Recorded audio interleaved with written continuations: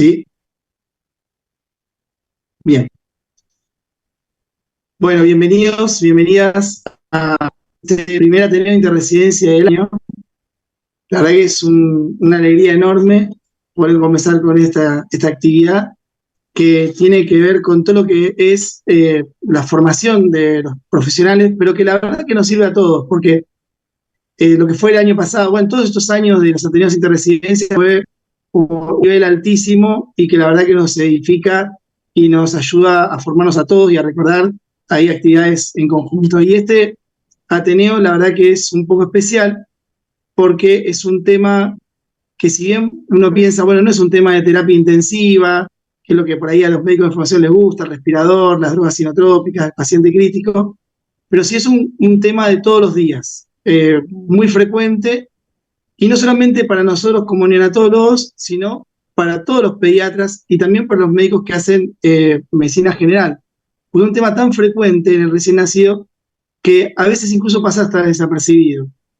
Es un tema que a veces nos genera mucha controversia y que nos parecía muy importante empezar el año con un tema así. Y con el lujo de tener, aparte de toda la comisión del CEFEM y a todos los miembros del CEFEM que están escuchando, la grata alegría de tener también la Comisión de Medicina Ambulatoria, que es muy grande y muy importante dentro de lo que es la Secretaría de Pediatría.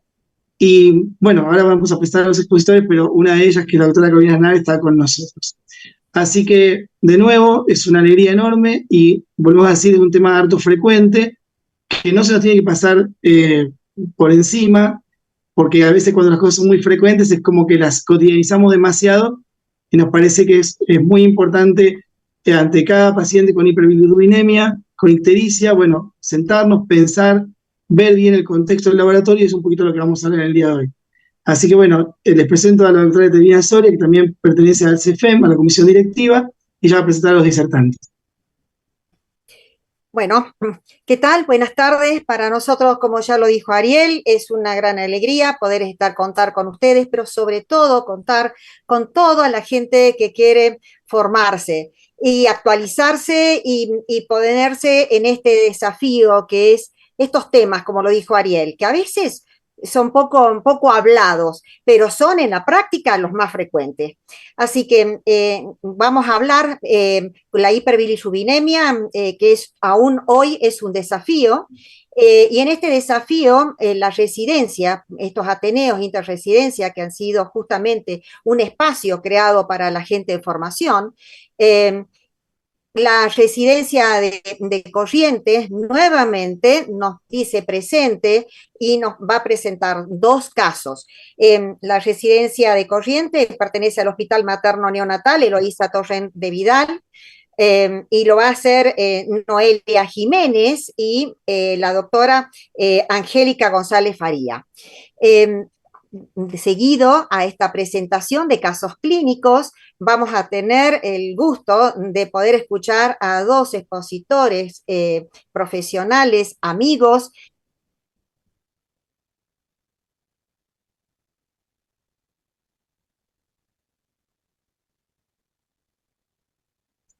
Hola, hola.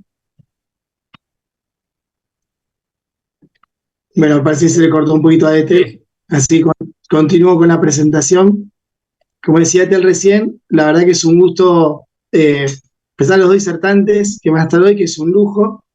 En primer lugar, lo tenemos a la doctora Carolina Aznar, que es médica pediatra, es prosecretaria del Comité de Pediatría Ambulatoria de la SAP y es coautora de Familias, Crianzas y Equipos de Salud, Encuentros Posibles, el transcurrir del primer semestre del año 2021. Un gusto, Carolina. Y también dentro de lo que es neonatología, tenemos, bueno, muy conocido al doctor Juan Pablo Berazategui, que es médico pediatra, neonatólogo, es jefe de servicio del Sanatorio Ancholena de San Martín y coordinador del área de recepción neonatal, entre otras cosas. Así que bueno, es un gusto enorme contar con ustedes y bueno, empecemos con el caso clínico, así que dejamos a las doctoras de Corrientes.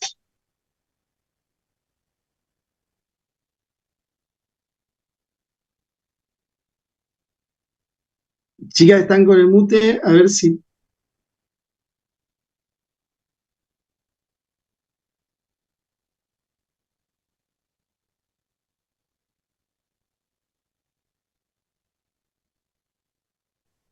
Hola, ¿se escucha? Ahora sí se escucha. ¿Se ve la pantalla? Se ve la pantalla, ¿podrán hablar un poquito más fuerte o más cerca del micrófono? Ahí se escucha mejor. Ahí sí, perfecto. Perfecto. Bueno, Mil disculpas, me quedé sin internet, estoy con muy baja conectividad, mil disculpas. No hay problema. muy buenas tardes a todos. Mi nombre es Noelia Belén Jiménez, soy residente de segundo año de la especialidad de neonatología del Hospital Eloísa Torrente Vidal de la ciudad de Corrientes y junto a mi compañera, la doctora Angélica González, vamos a hacer la presentación de los casos clínicos. Desde ya estamos muy agradecidos por esta nueva invitación y bueno, le damos la bienvenida a todos. En primer lugar, queríamos que conozcan un poco nuestra maternidad. Nuestra maternidad es un nivel 3B, es decir, recibimos prematuros menores de 32 semanas y también somos centro de derivación de todas aquellas patologías de resolución quirúrgica, cardiopatías congénitas y malformaciones fetales. Eh, nuestra maternidad recibe una cantidad de 2.000 nacimientos al año y contamos con un servicio de emergencia, ¿sí? Con consultorio de seguimiento de niños sanos y de alto riesgo, una internación de neonatología con un aproximado de 40 unidades y una terapia, con terapia intensiva e intermedia, una internación conjunta con la madre, con un aproximado de 70 camas, y bueno, nuestra sala, le queríamos mostrar nuestras salas de recepción y nuestro quirófano y sala de partos. Además, lo más importante de todo nuestro hospital es Hospital Amigo de la Lactancia, ¿sí? Tenemos nuestro propio banco de leche humana. Vamos a empezar con el primer caso, es de una madre de 35 años de edad, oriunda de la ciudad de Corrientes, con antecedentes de gestas 3, abortos 1, cesárea 1, una gestacional por FUM de 39,2 semanas, fue un embarazo insuficientemente controlado con 3 controles, la madre era una madre obesa con diagnóstico de autoesclerosis, presentaba serología del último trimestre negativa, tenía grupo y factor materno cero positivo. La madre inicia el trabajo de parto, el cual no progresa adecuado según el partograma, por lo que se lleva a cabo la cesárea abdominal. En quirófano nace Emma, de sexo femenino, presentación cefálica, vigorosa, con un Apgar 9,9, presenta líquido amniótico claro, se realiza la ligadura oportuna del cordón, se le otorga una edad gestacional por capurro de 39 semanas, su medida fueron un peso de 3,690 kilos, una talla de 49,5 centímetros y un perímetro cefálico de 36 centímetros, todos dentro del percentil normal para la edad gestacional. Entonces Emma era una recién nacida de término con un peso adecuado para su edad gestacional. Al examen físico fue todo normal, realiza el COPAP con la madre e inicia su lactancia materna con una succión efectiva antes de la hora de vida, por lo que pasa a internación conjunta con su madre. Su primer control fue a las 24 horas de vida, que era normal, y posteriormente se le otorga la alta hospitalaria con lactancia materna exclusiva y pautas de alarma para el domicilio. Su peso al alta era 3,490 kilos, tuvo un porcentaje de descenso de peso con respecto al nacimiento del 4%. Al octavo día de vida, Emma acude a su primer control de consultorio, donde al examen físico se evidencia una ictericia Kramer 3, fontanelas levemente deprimidas, mucosas semipastosas.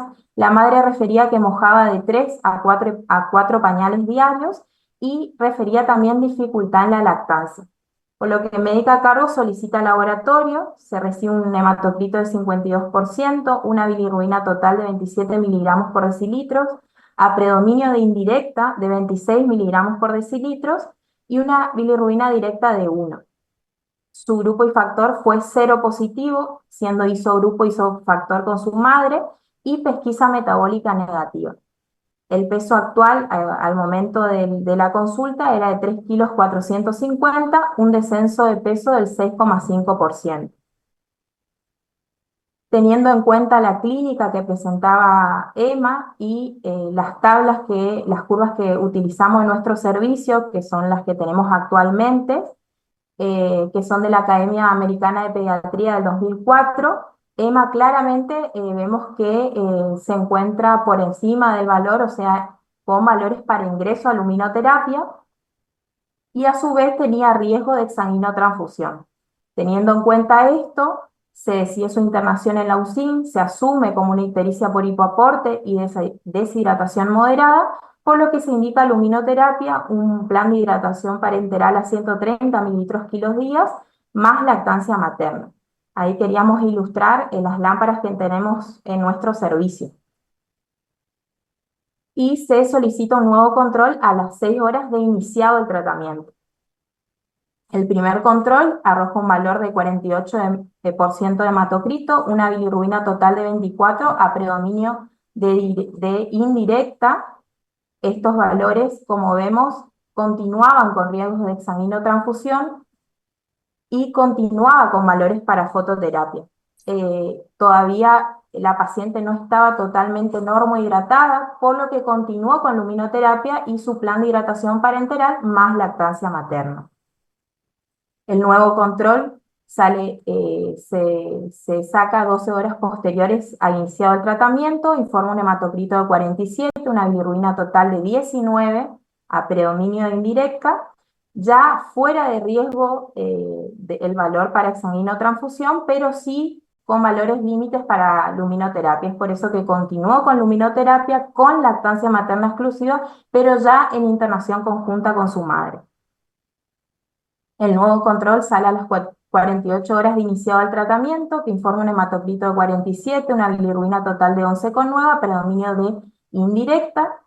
Se asume como su primer descenso teniendo en cuenta el valor de 19 previo, por lo que continúa con luminoterapia, lactancia materna exclusiva y efectiva. Al cuarto día ya sale su último control, que evidencia un hematocrito de 46, una bilirrubina total de 9,5, se asume como su segundo descenso, como ya Emma se encontraba en buen estado general, normohidratada, con una lactancia materna exclusiva y efectiva, con su segundo descenso de bilirrubina, se le otorga la alta hospitalaria con sus respectivas indicaciones, controles y pautas para la casa.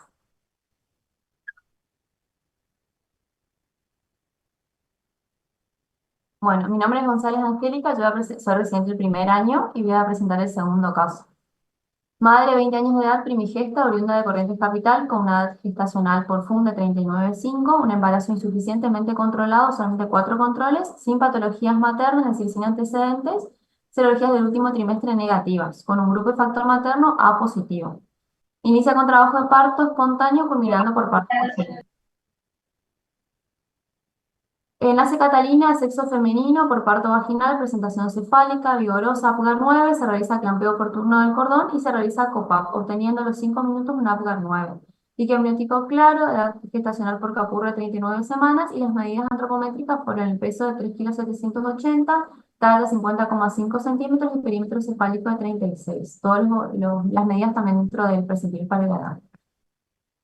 Se obtiene un recién nacido término con peso adecuado para la edad gestacional, succión vigorosa, en sala de recepción y se realiza prendida del pecho con lactancia efectiva. Por eso pasa a internación conjunta con su mamá. Y al examen físico no presentaba ninguna particularidad. A las 6 horas de vida, ella estando en internación conjunta, se reevalúa a la paciente, se constata una técnica deficiente, se realiza acompañamiento y consejería corrigiendo la misma y observando succión óptima. A las 24 horas de vida, el examen físico se constata leve ictericia, Cranmer 1-2, una diuresis positiva, la mamá refiere 5 pañales. Se reevalúa la técnica de lactancia, se indica a la madre ofrecer más frecuentemente el pecho que no supere las 3 horas entre cada tono. Luego, a las 48 horas de vida, se evidencia ictericia Cranmer 3, con un descenso de peso del 8%, teniendo 3 kilos 480, con una disminución en la diuresis de 4 pañales por día. Por esa razón se pide un laboratorio en el que se obtiene valores con hematocrito de 49%, una bilirrubina total de 20,7 miligramos por decilitro a predominio de indirecta, con un valor de 20,2 miligramos y una directa de 0,5. Y el grupo y factor del bebé de 0 positivo.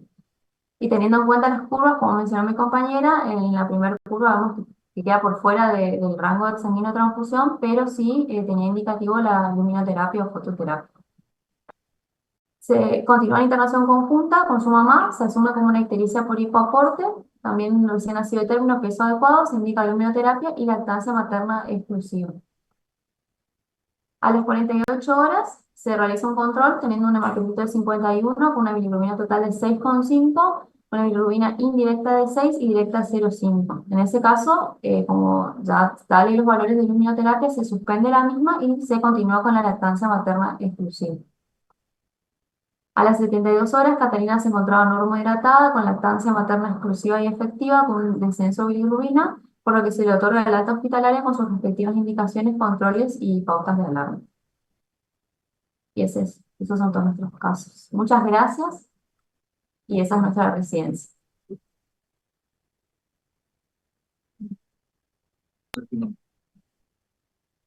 Bueno, muchas gracias, chicas.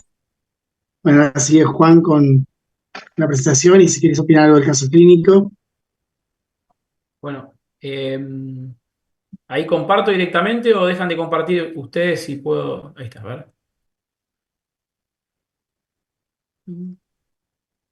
Bueno, ahora me dicen si se ve. Ahí te digo, muy buena la presentación de las chicas, de las dos. Muchas gracias. Y ahora iba a decir eso, Ahí se ve, justamente. Juan. Perfecto. Bueno, primero, bueno, gracias por haberme convocado.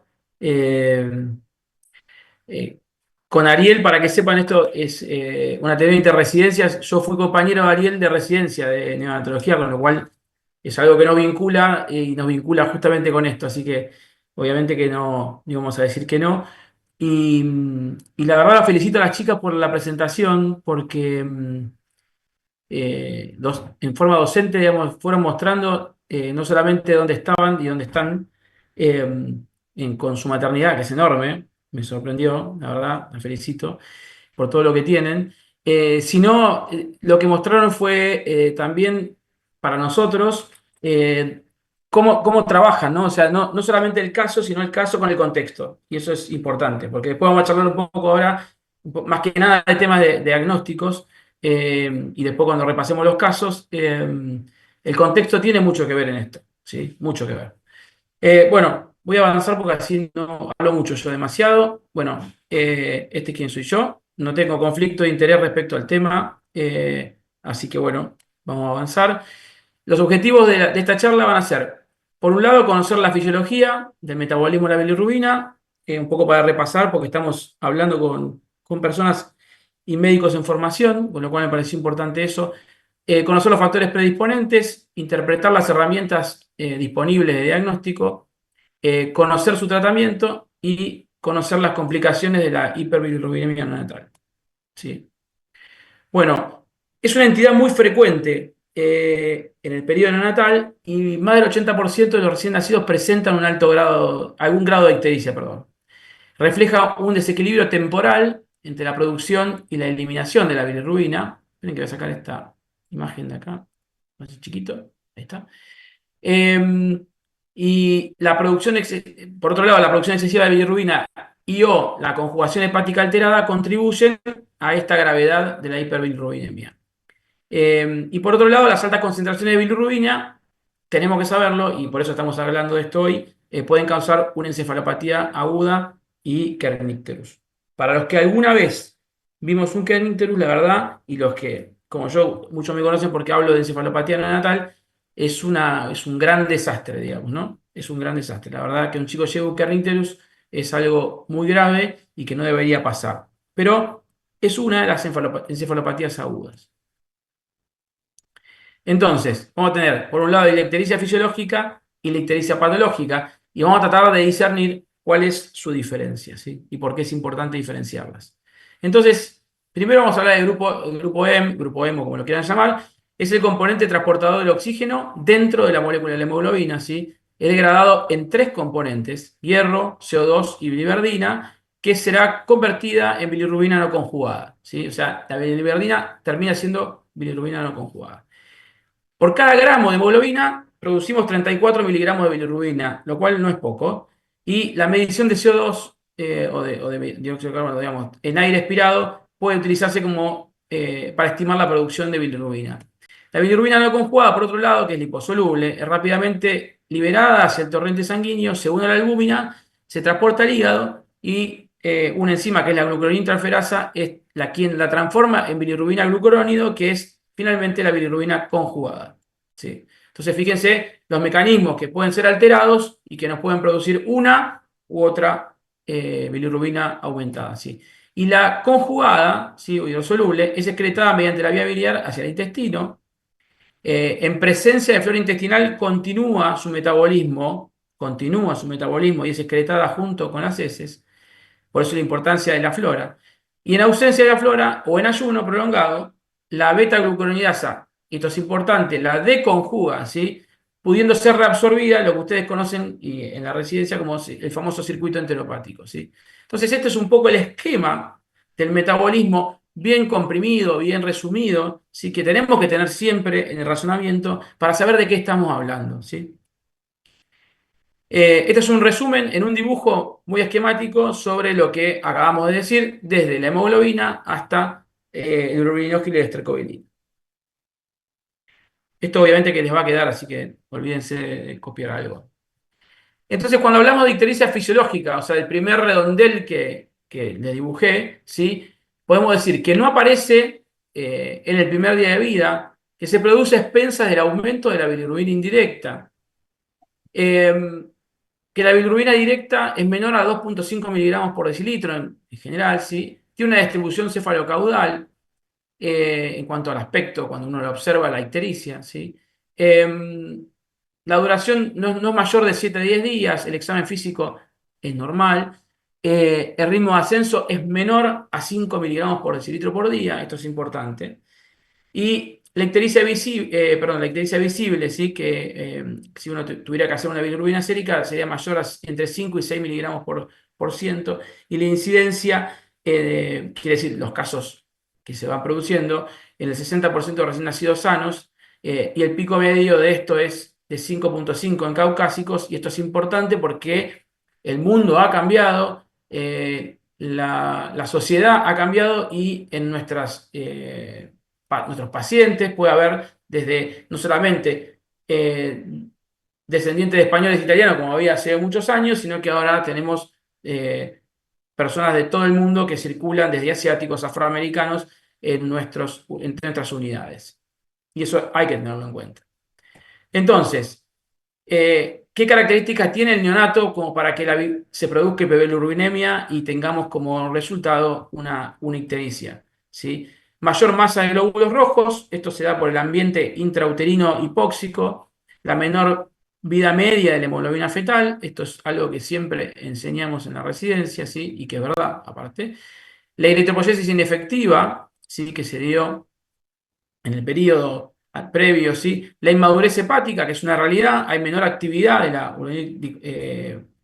transferasa, digamos, de la glucoronidrotransferasa que tiene que convertir finalmente en conjugada, y recién lo charlamos también, y el déficit en la excreción, ¿sí? Que esto da un incremento de la circulación enteropática debido a una ausencia inicial de flora intestinal reducido por el tránsito intestinal y el escaso aporte enteral. Y esto va muy ligado a lo que las chicas presentaron, ¿sí?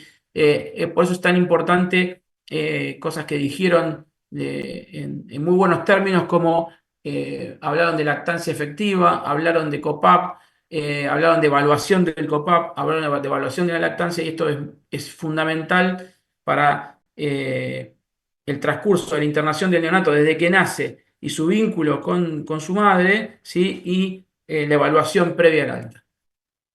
Respecto al metabolismo, tenemos 3 mecanismos que explican la mayor absorción de bilirrubina en neonatos que en adultos, ¿sí? Es la flora intestinal escasa, o sea, la recirculación, estamos hablando de recirculación. Flora intestinal escasa en primeros días de vida, el diclorónico de bilirrubina es más inestable y se hidroliza a bilirrubina, ¿sí? Mayor transformación de bilirrubina indirecta, y en bebés alimentados a pecho, la composición de la leche humana también tiene un poco que ver con esto, ¿sí?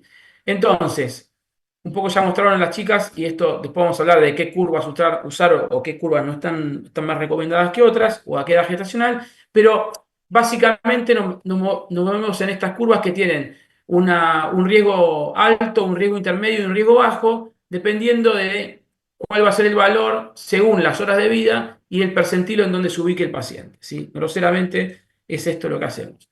Es que el valor de bilirrubina sérica, si excede el percentilo 95 para la edad gestacional y edad de vida, es más riesgoso de que sea dañino para, en este caso, el encéfalo. Y se produce a expensas de la bilirrubina indirecta, como ya sabemos. Bueno, vamos a hablar entonces ahora del segundo redondel que aparecía, que es la ictericia patológica, que aparece generalmente desde el primer día. El ritmo de ascenso es mayor a 5 miligramos por decilitro por día. Y hay algunos factores predisponentes que ustedes los ven acá, ¿sí? Y que no voy a nombrar uno por uno, pero obviamente que la edad gestacional tiene que ver, obviamente que si hay algún cefalohematoma que pueda aumentar la cantidad de EM, va a ser también importante. Los antecedentes en la familia de hermanos o padres con hiperbilirrubinemia, la pérdida de peso, y acá nombraron un poco el tema de hipoaporte. A mí lo que más me interesa hablar es de lactancia no establecida, ¿sí? Que es muy importante eso, la valoración de la lactancia. Y obviamente las causas de hemólisis, porque cualquier causa, digamos, ¿no? Que ya lo vamos a ver, que es el grupo AB0 o RH. Entonces, las causas tenemos, para dividirlas, un poco en forma docente, en producción excesiva, policitemia, hemólisis o hematomas. Hemólisis, incompatibilidades tanto del grupo AB0 como RH, o tenemos lo que son los déficits de excreción, que, bueno, tenemos la obstrucción intestinal, el retardo de eliminación de meconio, la disbiosis, bueno, y otras enfermedades como la galactosemia, el hipotiroidismo, el Klinger-Nash y el Gilbert. Obviamente que hoy no vamos a hablar de las patologías de las últimas, digamos, de las de déficit de excreción, porque eso ya era más para hablar de causas más neonatales, y hoy está orientada la clase más a lo que es medicina ambulatoria, ¿sí? O controles en el consultorio. Entonces, del hemólisis, y rápidamente y de forma muy escueta, ¿sí? Porque me pidieron eso, vamos a hablar de que tenemos la incompatibilidad ABO, madre cero, bebé puede ser A o B, ¿sí? Con prueba de Coombs negativa, el set de grupo es dispar, y con prueba positiva uno dice que tiene una incompatibilidad ABO. Y si la incompatibilidad es RH, la madre es negativa y el bebé es positivo. Y esto puede haber una detección prenatal mediante la administración, digamos, de parto gamma, y entonces puede tener anticuerpos circulantes. Puede haber sido por un procedimiento invasivo. Recuerden que en los hospitales de alto nivel 3B puede haber medicina fetal, y puede haber algunas intervenciones que se hacen desde la parte prenatal y, bueno, pueden producir estos procedimientos. Puede haber abortos previos, puede haber otro tipo de complicaciones, y obviamente que si se detecta, el parto gamma debería darse antes de la semana 28. También tenemos hemólisis no mediada por anticuerpos, ¿sí? Entonces tenemos las que son por defecto de la membrana del eritrocito, que ustedes ya algo deben conocer, que son las esferocitosis, la leptocitosis. Habitualmente, bueno, pueden tener o no para afectado, sí suelen presentar esplenomegalia, y el diagnóstico es mediante la prueba de fragilidad osmótica. La deficiencia de glucosa 6-fosfato deshidrogenasa, que nunca hay que dejar de pensarla, sí, que esta está más ligada, perdón, al X recesivo, sí, y es más prevalente en asiáticos y en africanos. Por eso digo que hoy cambia, también tiene que cambiar nuestra forma de ver los pacientes, porque tenemos poblaciones muy diferentes a las que teníamos hace años, ¿sí?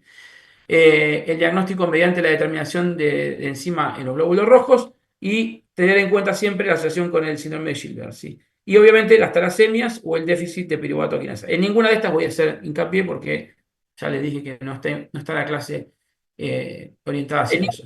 Y dentro de las no hemolíticas, tenemos, bueno, el cefalomatoma, la policitemia, y obviamente que siempre tenemos que tener en cuenta, bueno, lo que puede ser un chico que en shock, sepsis o las TORCH, que son las enfermedades que son transmisibles. Corto, pero no para dejarlo de lado, es la ictericia llamada por lactancia materna. Ocurre debido a un disminuido aporte enteral en los primeros días de vida e incrementación en la circulación enteropática, ¿sí? el famoso síndrome de ictericia de leche materna, que fue descrito en los años 1960, y que los lactantes presentaban una ictericia persistente en 3 o 4 semanas posteriores, ¿sí? Y es probable que sean la misma entidad, ya que es más común verse en lo que se ve en las ictericias prolongadas, ¿sí? Esto, digamos, siempre tiene que ser algo que tiene que llevar más por las semanas de vida, ¿sí? Al descarte, y que uno debe descartar un montón de otras cosas previas. Esto es importante. Una de ellas es la ictericia biliar, digamos, y mirar siempre la bilirrubina directa cuando un chico así continúa ictérico. Eso es fundamental. Pero esta entidad existe y puede uno observarla y diagnosticarla en su consultorio y en el consultorio de neonatología. Bueno, herramientas diagnósticas. Esto es una de las partes y quisiera después volver a los casos clínicos, pero porque vi algo que me llamó la atención. Hoy en día encontramos la bilirrubina sérica que nosotros podemos hacer, ¿sí? En cualquier momento del diagnóstico de la ictericia, ¿sí? Y los métodos que son de bilirrubina transcutáneos, que los puse acá porque yo no tengo conflicto de interés con ninguna empresa, y traté de poner a todos los que normalmente están a disposición. Entonces, cuando hablamos de diagnóstico, y ya que estamos hablando con gente en formación, una buena prueba diagnóstica es aquella que permite identificar con precisión si un paciente tiene o no una determinada enfermedad o condición.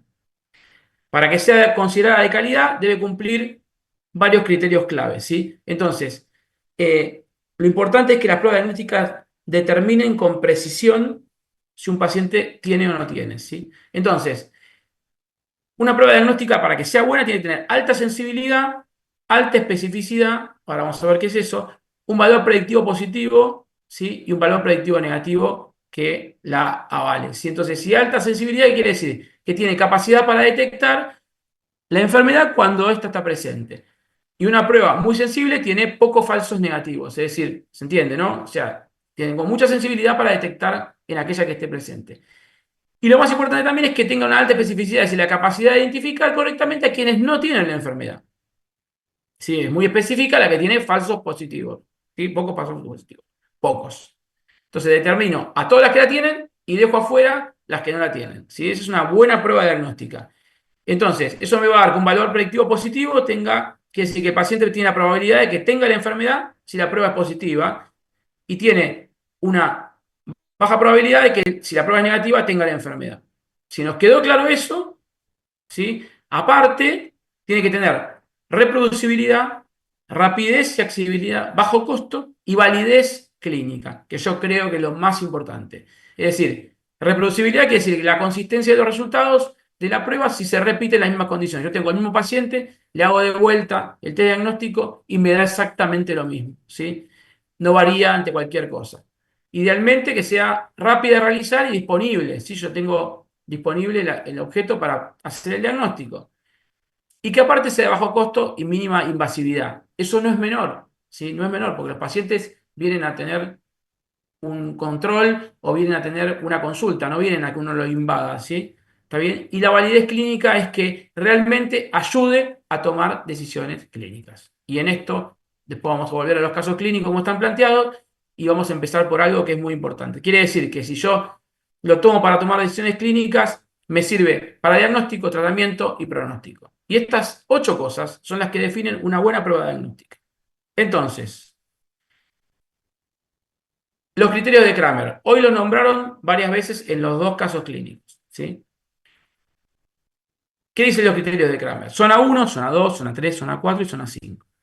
Y dicen que si yo estoy en zona 1, posiblemente tenga 6 miligramos por decilitro si tengo ictericia de cabeza y cuello. En zona 2, si tengo hasta el ombligo, ¿sí? Posiblemente tenga 9 miligramos por decilitro, ¿sí? Y esté en la zona 2 con poco riesgo de tener una hiperbilirrubina severa. En zona 3, hasta la rodilla, posiblemente tenga 12 miligramos de decilitro. Y así sucesivamente, en zona 5, posiblemente tenga 18 miligramos o más. Entonces, si yo tengo que hacer el checklist de esto para ver si tiene alta sensibilidad, alta especificidad, valor predictivo positivo, valor predictivo negativo aceptable, reproducibilidad, bajo costo y validez clínica para que yo haga un diagnóstico, determine un tratamiento y determine un pronóstico con el paciente.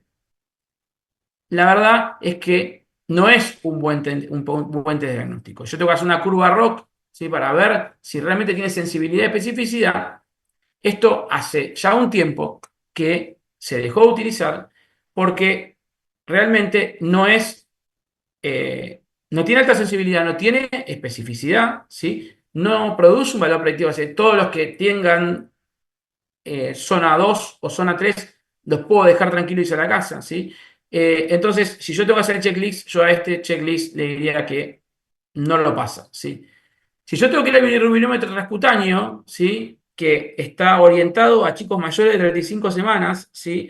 Entre 35 y 40, puedo decir que la bilirrubina transcutánea es un método de diagnóstico no invasivo, o sea que ya cumple un criterio, utilizado para estimar los niveles de bilirrubina en la piel de recién nacido. Utiliza de forma portátil, emite una luz y lo que hace es medir la refractancia de la luz y la concentración de bilirrubina. Tiene las ventajas de que no requiere extracción de sangre, es rápido, indoloro, fácil de repetir, ¿sí? Y útil para el seguimiento seriado de ictericia leve a moderada.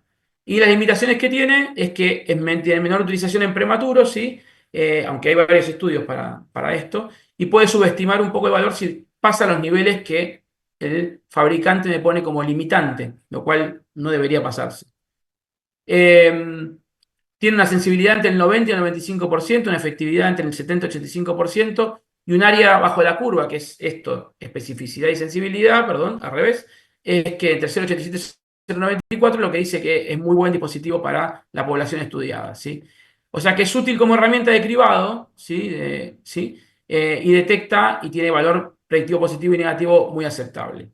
Con lo cual, si yo le hago el checklist a el bilirrubinómetro, me daría que está ok para que yo lo utilice, para que determine, haga diagnóstico, determine un tratamiento y un pronóstico con ese paciente.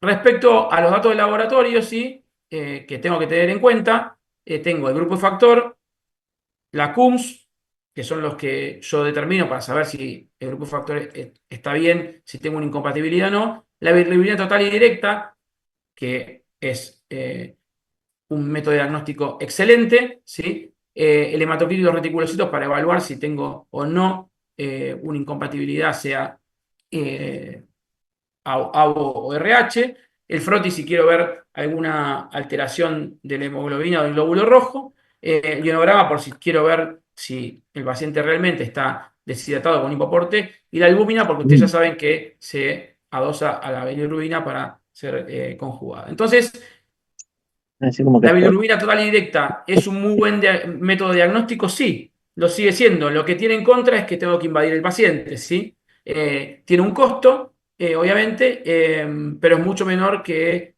posiblemente, aunque sea en cantidad, que la adquisición de un bilirrubinómetro transcutáneo, que igual eso, quiero después charlarlo, eso es parte de la decisión de política de salud y de quienes lideran un servicio, si realmente es costo efectivo o no, y está demostrado que sí, es costo efectivo respecto a sacar seriadamente a un paciente bilirrubina. Entonces, para la evaluación y seguimiento, vamos a evaluar a todos los recién nacidos al menos cada 12 horas hasta el alta para ver si realmente el chico o la bebé o el bebé tienen algún grado de ictericia, ¿sí? Medir la bilirrubina en aquellos que con ictericia en las primeras 24 horas de vida, esto es muy importante y está relacionado con los casos clínicos. La bilirrubina transcutánea es una prueba válida como prueba de pesquisa y debe confirmarse con la bilirrubina sérica cuando pasa los límites que el fabricante dice que no hay correlación entre bilirrubina transcutánea. Suele haber una diferencia de 3 miligramos por decilitro y el límite está entre 12 y 15 dependiendo del fabricante. Debe medirse la bilirrubina sérica si esta es menor hasta a 3 del umbral de mayor a 15, ¿sí? Y debe medirse entre las 24 y 48 horas antes del alta o lo que ocurra primero.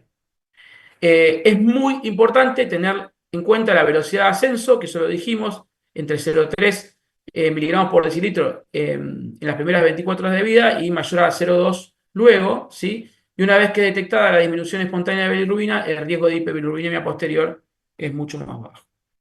Este es el normograma de Butami, perdón, que ustedes conocen. Ahora vamos a charlar esto dentro de las normas nuevas de la APP y de la Sociedad Argentina de Pediatría. Y bueno, nosotros nos manejamos con mayor a 8 miligramos por decilitro dentro de las 24 horas para considerar luminoterapia, mayor a 13 a las 48 horas y mayor a 16 a las 72 horas. Estas son las nuevas guías de la Academia Americana de Pediatría que fueron publicadas hace no mucho tiempo, ¿sí? Y que hoy rigen para el tratamiento de nuestros pacientes. Y lo que también tenemos que saber, y que lo que más nos interesa de toda esta clase, es que los factores de riesgo de neurotoxicidad por hiperbilirubinemia, ¿sí? Digamos, se dan más frecuentemente en aquellos chicos que son menores de 38 semanas, el riesgo aumenta con el grado de prematurez. Si bien en 38 semanas ni el 37 son recién nacidos prematuros, ¿sí? Tienen un riesgo más elevado que aquellos chicos que nacen por encima de las 38 semanas. Cuando la albúmina es menor a 3, cuando hay presencia de enfermedad hemolítica isoinmune, ¿sí? O por deficiencia de glucuronil 6-fosfato deshidrogenasa, otras condiciones, sepsis o la instabilidad clínica en las primeras 24 horas. La presencia de algunos factores de riesgo reduce el umbral para cualquier tipo de tratamiento, ¿sí? Y esto es claro. Bueno, estos son los umbrales de la luminoterapia sin factores de riesgo de neurotoxicidad, ¿sí? Que también están en las normativas nuevas, ¿sí? Los paso rápido para no aburrirlos. Y dentro de los tratamientos, bueno, acá nombraron varias veces en el PowerPoint de los casos clínicos el tema del hipoaporte, ¿sí? En el cual yo estoy no tan de acuerdo si es hipoaporte o es una lactancia no bien implementada, ¿sí? Asegurar un aporte adecuado por todo lo que dijimos antes, ¿sí? Porque va a haber menos recirculación, porque va a haber más bacterias, porque, bueno, eso va a ayudar a que la bilirrubina tenga su curso normal, a pesar de que el recién nacido tiene condiciones diferentes al adulto como para que producir más bilirrubina o degradación de grupo M. La luminoterapia es una luz que es absorbida por la molécula de bilirrubina. Esta es convertida al isómero, ¿sí? Se hace soluble y produce que, usted se acuerda que las proteínas tienen cuatro estadios, ¿sí? De conformación. Esto cambia de estadio cuaternario a terciario y eso hace que la bilirrubina se convierta en soluble. Y la efectividad del tratamiento tiene que ver con varios. Uno es la lámpara, las horas de uso, otra es la distancia, que ustedes ya saben, y que la superficie, cuánta superficie del neonato está expuesta a esta luz. En cuanto a lo que se llama efectividad, ¿sí? Mayor en las primeras 24-48 horas, luego de que los isómeros se revierten, ¿sí? De la forma no conjugada, son reabsorbidos, mayor en aquellas lámparas de luz azul o LED, que como mostraron las chicas, que ya se mostraron que tienen mayor efectividad de las que usábamos nosotros, ¿sí? Con Ariel hace un tiempo.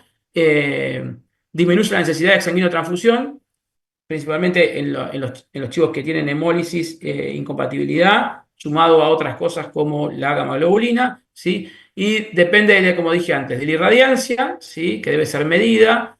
Esto es una realidad en Argentina. Muy pocos hospitales tienen la suerte de poder contar con equipos de bioingeniería que revisen de forma rutinaria y estandarizada los equipos de luminoterapia, como así otros equipamientos, como son los respiradores, como son los blenders y como son el resto de los equipamientos de los cuales los jefes de servicio tenemos la obligación de que estén en buenas condiciones como para que los chicos reciban el tratamiento que estamos pensando que tienen que recibir, ¿sí? Eso es obligación nuestra de los jefes de servicio y eso está muy claro. Entonces, es muy importante contar con los departamentos de bioingeniería que son los que hacen de que estos elementos que son para el tratamiento tengan la efectividad que nosotros creemos que tienen, ¿sí?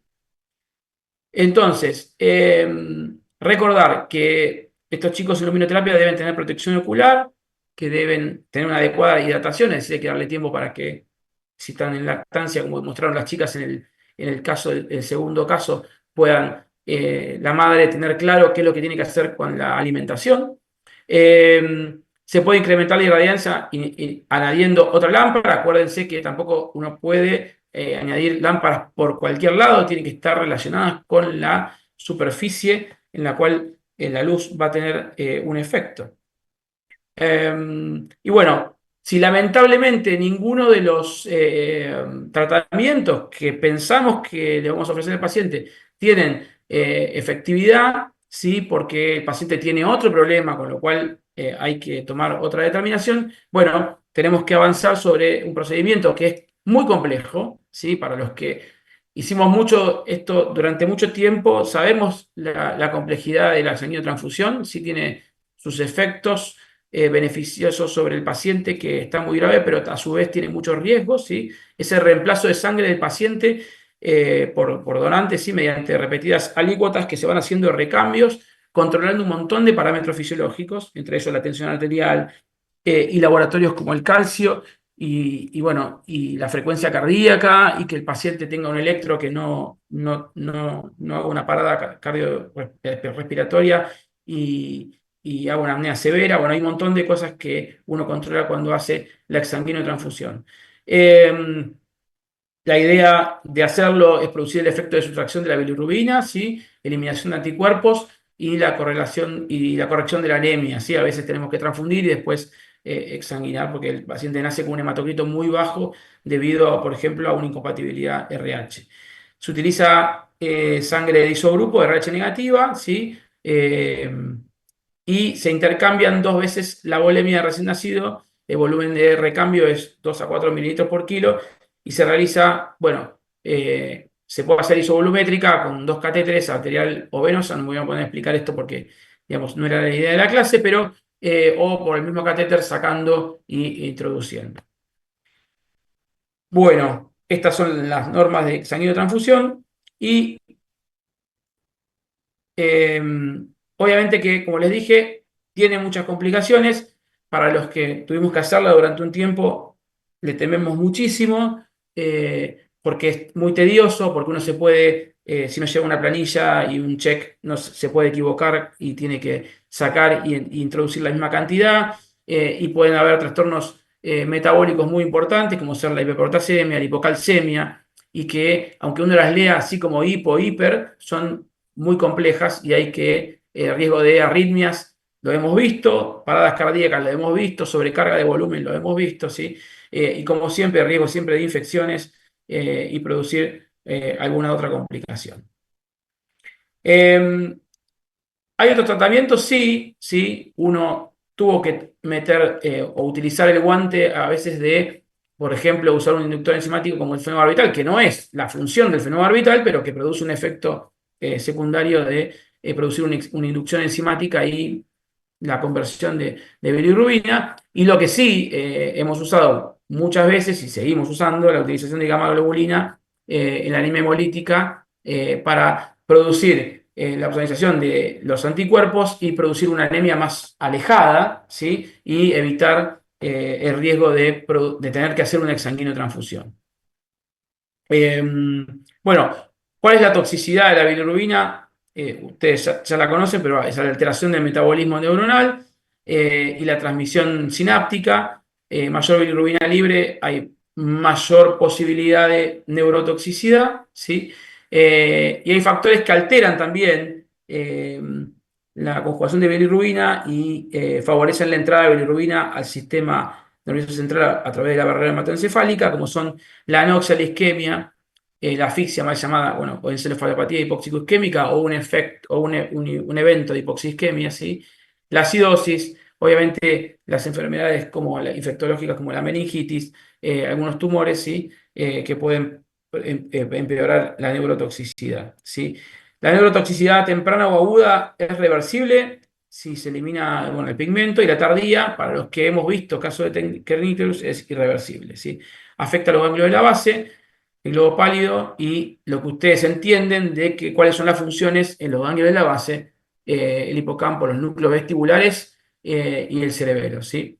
En términos generales, lo que les digo, si ustedes no lo vieron, pero el Kernicterus da neurotoxicidad irreversible, una mortalidad del 10% y secuelas mayores al 70%. O sea, son mayores las secuelas que la que da una hipoxisquemia moderada, ¿sí?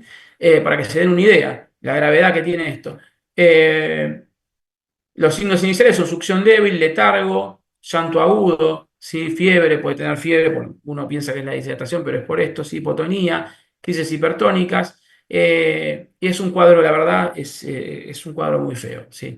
Y obviamente que alejadas, trastornos extraperiamidales, por los daños que ya mencionamos, hipoacusia, trastornos en la visión, displasia dental y problemas en la conducta. Estas son algunas de las imágenes de la toxicidad por bilirrubina. Y ya para terminar y hacer un resumen, ustedes saben que cuentan con aplicaciones digitales. Teníamos esta que está a la izquierda, que es la Billy App de la gotita roja, ¿sí? Que teníamos hace un tiempo, y ahora tienen disponible el nuevo Billy App, que es actualizado con las normas últimas, que es el que tienen a la derecha con el niñito entre tres luminoterapias, ¿sí? La forma es muy fácil de utilizarla, ¿sí? El Billy App se ponía la edad gestacional, la fecha de nacimiento, como ven ahí, y el valor en miligramos por decilitro se multiplicaba por 17 para que dé el valor en milimoles por litro. Se ponía la fecha del día, que era automática, y automáticamente el, la aplicación nos decía qué es lo que deberíamos hacer, la recomendación, la interpretación de la hiperbilirrubinemia, decía comience la fototerapia y cuáles son los riesgos del paciente, ¿sí? Y automáticamente largaba la curva con la posición del paciente en la curva, el nivel de bilirrubina que tenía el paciente en cuanto a fototerapia y cuál era su riesgo de sanguíneo transfusión. O sea, el mismo caso, pero con un paciente de 30 semanas, ¿sí? Estas son las normas de NICE, ¿sí? De Inglaterra, y este paciente con el mismo valor de bilirrubina, fíjense, misma hora de vida, estaba para exsanguinar, ¿sí? Y la recomendación era exsanguíneo transfusión. Ahora cambió, la habilidad, lo bueno que tiene es que ya permite poner los miligramos por decilitro y aparte utilizar o las normas del APP, o sea, lo que ustedes conocen como, bueno, normativas de Butani y la de la Academia Americana de Pediatría y las normas NICE. O sea, uno puede tomar, ¿sí? La normativa que uno quiere y también permite tomar los factores de riesgo que antes, la anterior, como era el NICE, no tomaba los factores de riesgo para neurotoxicidad. Funciona de la misma manera, si uno pone 12 miligramos, por ejemplo, por decilitro en este paciente con las pocas horas de vida que tenía, ¿sí? Fíjense que marca que si recibe fototerapia o no recibe fototerapia y qué es lo que uno debería hacer según la bili que tiene actualmente el paciente. Arriba dice con cuánto se exsanguina, la bilirrubina actual para las 24 horas de vida y el valor de fototerapia, ¿sí? Si yo utilizo las guías NICE para que vean que hay una diferencia, ¿sí? Mismo valor, mismas semanas, el NICE me recomienda que el chico ya comience con fototerapia, ¿sí? Pero uno puede optar según el servicio lo que recomiende. Nosotros en el servicio nuestro lo que hacemos es para mayores de 35 semanas usamos unas normas y para mayores de 35 usamos otras normativas. Esto es muy recomendable para tenerlo en el consultorio o para tenerlo directamente en la unidad y determinar qué normas van a utilizar. Bien, entonces, las recomendaciones de diagnóstico, ya hablamos cuáles son los test que consideramos un buen test diagnóstico y esos son los que deberíamos utilizar, ¿sí? La hiperglucemia significativa o con PC negativa, hematocrito, reticulocito, ¿sí? Con cuidados habituales, considerar los factores de riesgo, ¿sí? Y para ver si tiene riesgo de significativa o no neurotoxicidad. Por otro lado, todos los recién nacidos deben ser evaluados clínicamente para detectar la ictericia al menos cada 12 horas. Eso es lo que creo yo que hay que hacer. Como decía Ariel, no es una patología para descuidar. hay que estar detrás de los recién nacidos, tanto en el binomio como en la consulta. Por eso a veces es un poco alejado, tal vez 7 días para la consulta, ¿sí? Hay que ver según el valor que tenga de citarlos prontamente. Medir la bilirrubina tan pronto como sea posible, con ictericias antes de las 24 horas, ¿sí? Que impresionen antes de las 24 horas, y luego entre las 24 y 48 horas para que uno tenga un valor antes del alta. Medir la bilirrubina sérica si la bilirrubina transcutánea excede, ¿sí? Los 3 miligramos por decilitro por arriba del umbral que el fabricante me está diciendo, ¿sí? En cuanto a las recomendaciones de tratamiento, utilizar la bilirrubina sérica como prueba definitiva para guiar toma de decisiones de tratamiento. Esto quiero que quede claro desde mi boca, ¿sí? Que es importante que la bilirrubina sérica sea la que en definitiva nos guíe las decisiones de tratamiento. Suspender la bilirrubina, perdón, la luminoterapia cuando la bilirrubina sérica ha disminuido al menos 2 miligramos por debajo del umbral de inicio, ¿sí? Y considerar un periodo prolongado si existen factores de riesgo para evitar lo que llamamos el efecto rebote, ¿sí? Realizar tratamiento intensivo en bilirrubinas séricas que alcanzan o exceden los 2 miligramos por debajo del umbral de hexaninotransfusión, ¿sí? Para estar seguros de que el tratamiento está siendo efectivo, y considerar la inmunoglobulina en pacientes con PCD positiva con indicación de tratamiento intensivo. Es decir, aquellos que están muy cercanos o prontamente cercanos a la hexaninotransfusión, uno debe considerar la inmunoglobulina. Y realizar la hexaninotransfusión en aquellos con encefalopatía, ¿sí? En aquellos que presenten bilirrubina por encima del valor que dicen las normas. Esto también quiero que quede claro, que uno no debería nunca eh, dejar a la deriva la decisión de un hexaninotransfusión con una bilirrubina sérica determinante, ¿sí? Que esté por encima del valor exsanguino y que pueda producir un daño neurológico, porque es la que se revierte la aguda, ¿sí? Bueno, en cuanto al seguimiento, y ya es la última, no sigo más, debe medirse la bilirrubina dentro de las 2 horas posteriores al Hola, inicio de papá. quimioterapia, Hola, ¿sí? ¿es El momento de inicio y la frecuencia deben basarse en la edad, la presencia de factores de riesgo y su evolución, ¿sí? Es importante. Lo que decíamos antes, ¿sí? El riesgo de que el chico salga de riesgo de hexaniotransfusión. Luego de suspendida el lumino, uno debe controlarla al menos 12 horas o en 24 horas preferentemente, ¿sí? Y tener en cuenta la diferencia entre la bilirrubina y el umbral de luminoterapia para la medición del intervalo subsiguiente, para no dejar que el paciente se pueda perder o mismo en el binomio, darle mucho tiempo como para que uno pierda la oportunidad de controlar la hiperbilirrubinemia. Bueno, con esto termino. Nuevamente, gracias por la oportunidad. Espero haber sido claro. Después tengo algunas consideraciones para decir sobre los casos y charlarlos, obviamente.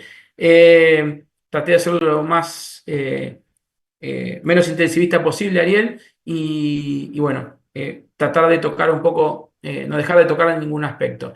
Lo único que quedaría a consideración y que no quiero dejar pasar es y que tiene más que ver con la parte ambulatoria que la parte de la neo o el posterior 36-48 horas del alta, es el riesgo siempre presente en la cabeza de todos los neonatólogos y de los pediatras de la atresia de vías biliares, ¿sí? Que eso seguramente ahora van a charlar un ratito más. Bueno, muy bien. Gracias, Juan Pablo. Por nada. Excelente. Excelente, la verdad que creo que tú has generado tanta expectativa esto por la participación que tiene la gente, pero también por la cantidad de preguntas que has generado a lo largo de tu conferencia. Así que, Bueno, por supuesto, nos vamos a dar un lugar después que termine Carolina para poder responder, porque seguramente Carolina también va a sembrar muchas dudas y bueno, y la participación también. Así que, perfecto. bueno, damos paso a la conferencia de Carolina. Bueno, muchas gracias. Primero quiero agradecer a Telvina Soria y a Ariel Bresigar y a SFEM y al Comité de Pediatría Ambulatoria por la oportunidad de participar de este Ateneo. Voy a compartir pantalla.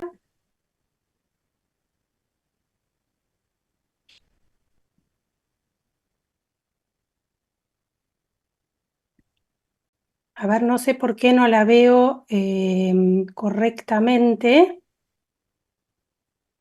La copita, fíjate, para poderla poner en... Ahí va.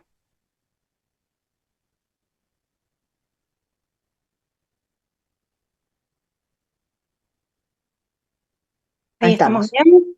Perfecto, ahí se la ve bien. Bueno, ahí empezamos. Bueno, y yo voy a continuar hablando sobre ictericia fisiológica del recién nacido. Voy a pasar esta primer parte rápidamente porque el doctor ya habló, el doctor Juan Pablo ya nos habló muy bien de todos estos conceptos. Así que, bueno, se produce por un aumento de la bilirrubina no conjugada en un recién nacido de más de 24 horas de vida, observable a partir de los 4 a 5 miligramos por decilitro de bilirrubina. Los mecanismos, ya los habló el doctor, se produce por un aumento de la producción que es derivada de un aumento del catabolismo de los glóbulos rojos, que es 2 a 3 veces mayor en el adulto debido a una menor vida media de los eritrocitos. También está en juego la disminución de la depuración, ya que no está presente la placenta. Hay una menor concentración de las proteínas ligadoras de los hepatocitos, hay una menor actividad de la glucuroniltransferasa. Y las dificultades en la lactancia o la alimentación inadecuada con hipoaporte, que aumenta la circulación enterohepática, como bien explicó el doctor. Sabemos que la lactancia materna exclusiva es la mejor opción de alimentación en todos los recién nacidos durante los primeros 6 meses de vida, pero también sabemos que a veces, en algunos casos, esta lactancia tarda en establecerse y esto puede generar un aumento de la bilirrubina no conjugada, a veces hasta niveles como vimos en los casos clínicos, ¿no? Entonces, muy importante el acompañamiento durante los primeros días de la lactancia y acompañar a la madre y a la familia para que ésta sea exitosa. Por otro lado, la ictericia por leche materna, esta es generalmente tardía, comienza alrededor de los 7 días y prolongada, puede durar hasta 10 a 12 semanas en un recién nacido sano que se alimenta adecuadamente. Por supuesto, para hacer el diagnóstico de la ictericia por leche materna vamos a tener que descartar otras causas previamente, como explicó el doctor. Pero bueno, esto es importante hablar con las familias, conversar con la madre sobre esto, porque a veces se dan malos entendidos con respecto a esto, en el sentido de que a veces creen que su leche no es buena, bueno, tienen que dejar de amamantar, ¿no? Y bueno, explicar que esto no es así, que la mejor opción sigue siendo la lactancia. Bueno, y hablando de en qué contextos podemos encontrarnos, o por lo menos un pediatra general como yo, puede encontrarse con un recién nacido con ictericia. Por un lado, en un hospital o clínica, sabemos que en la internación conjunta o en el control post-alta pueden haber trabajando pediatras generales, quizá no en donde estoy yo en Capital Federal, pero bueno, a veces en el interior podemos encontrar pediatras generales que están trabajando en un hospital o en una clínica, en un ANEO, ¿no? En este caso vamos a tener la oportunidad de utilizar o la opción de utilizar un bilirrubinómetro transcutáneo. Como dijo el doctor, nunca va a reemplazar a la bilirrubina sérica. Y se recomienda realizar bilirrubina sérica en los casos en que la bilirrubina transcutánea sea mayor o igual a 15 o esté a menos de 3 miligramos por decilitro de un valor indicativo de tratamiento.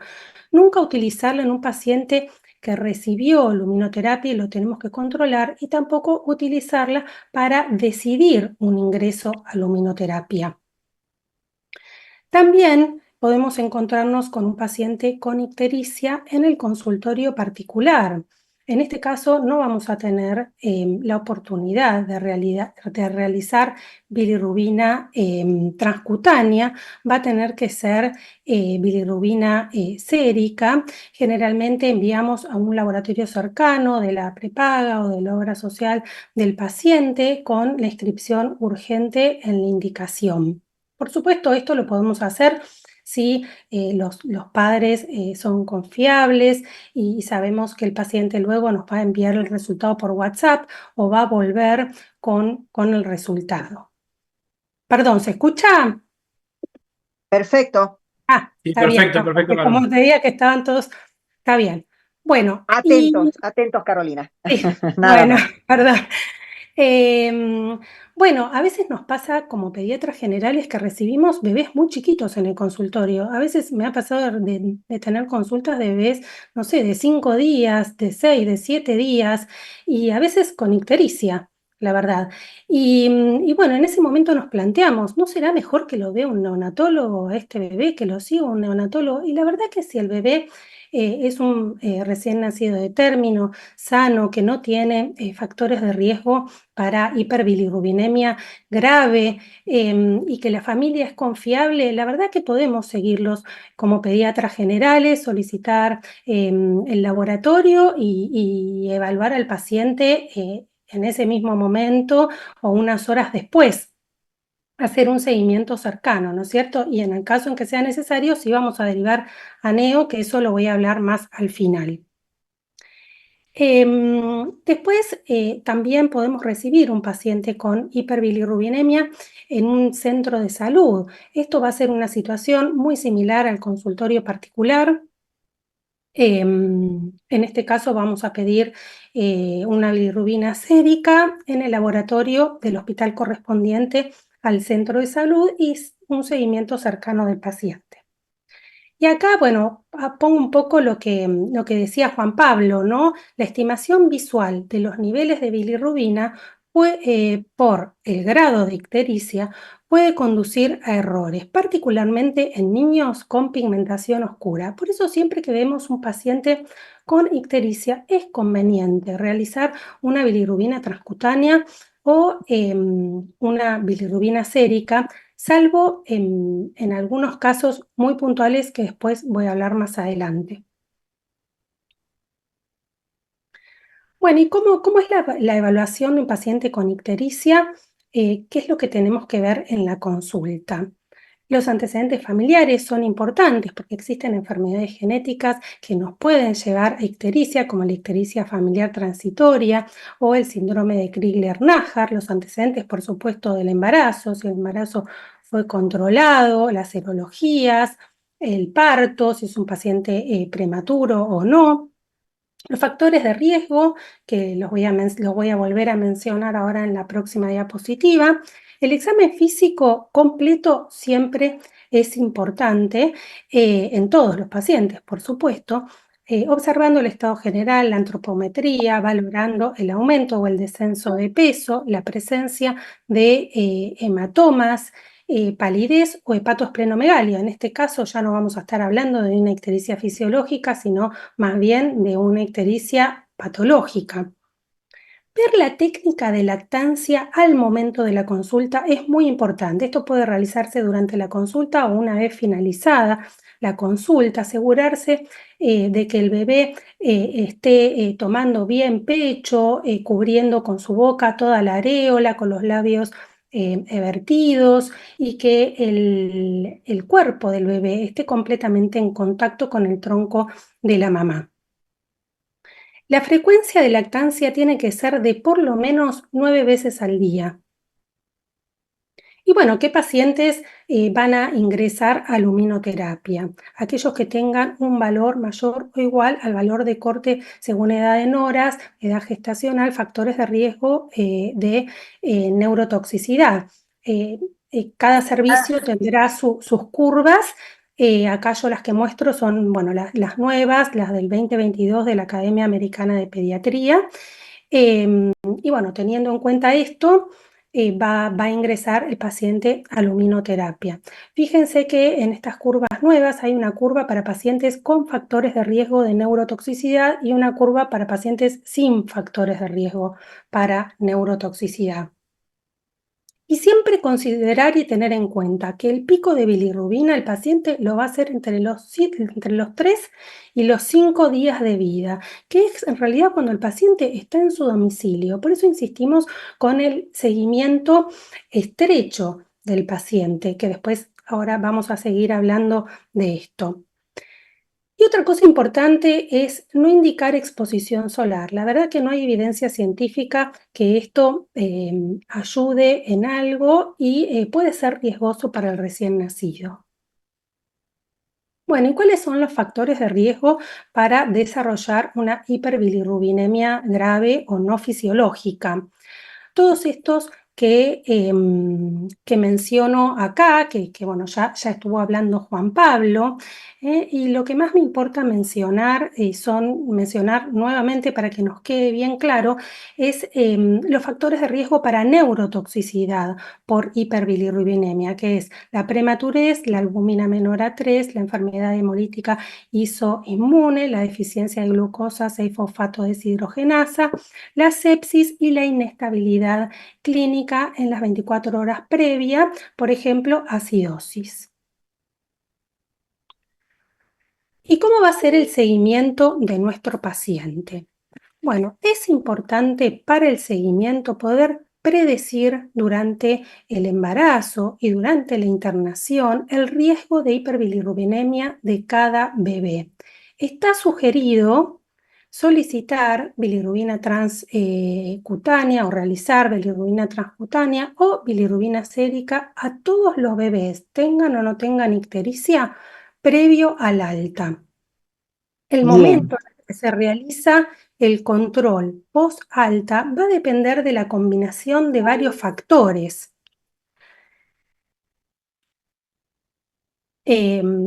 El día en el que se da el alta es importante, no es lo mismo paciente que damos el alta a las 48 horas que después de las 72 horas.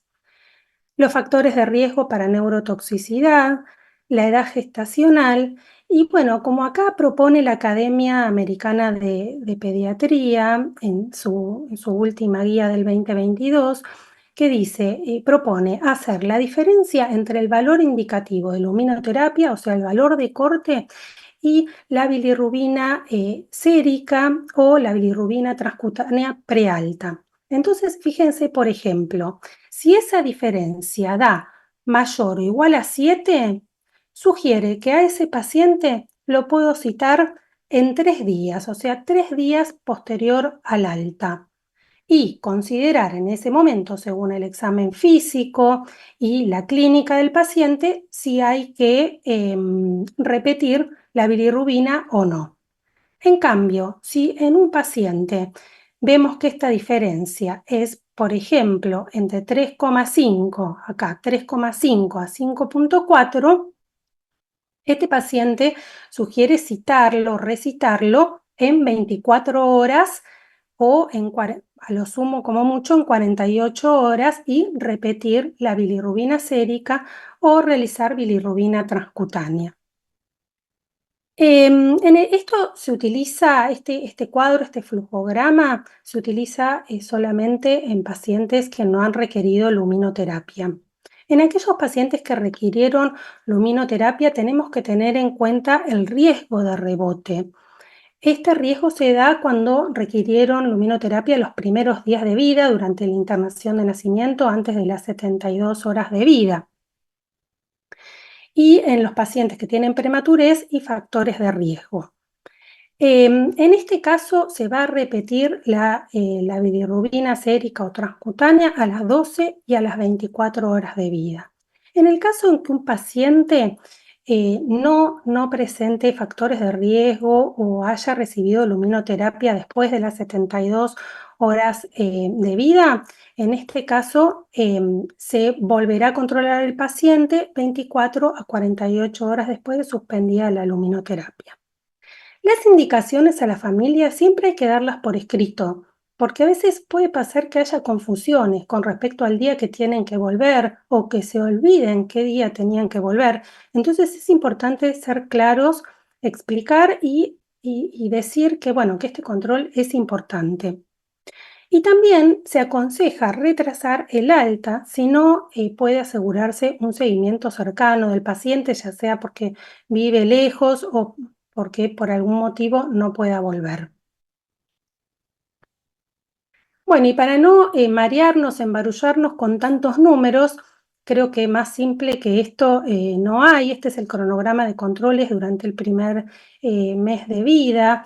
Esta actualización se realizó el año pasado, participó CEFEM y el Comité de Pediatría Ambulatoria de la Sociedad Argentina de Pediatría. Y bueno, vemos cómo el primer control es el control prealta, muy importante. El primer control de recién nacido es el control prealta. El segundo control lo sugiere 48 a 72 horas del alta, o sea, cuando el bebé tiene entre 4 a 5 días de vida. El tercer control entre el séptimo y 14 días de vida y el cuarto control al mes de vida. Este segundo control se agregó ahora, porque antes este control no estaba, o sea, los bebés eran habitualmente citados 7 días después del alta. Y se agregó no solo por el tema de la ictericia y la hiperbilirrubinemia, sino que también, bueno, para detectar situaciones de riesgo para el bebé, para la familia y para la madre, por ejemplo, una depresión postparto o problemas también con la lactancia. Entonces, bueno, muy importante este control.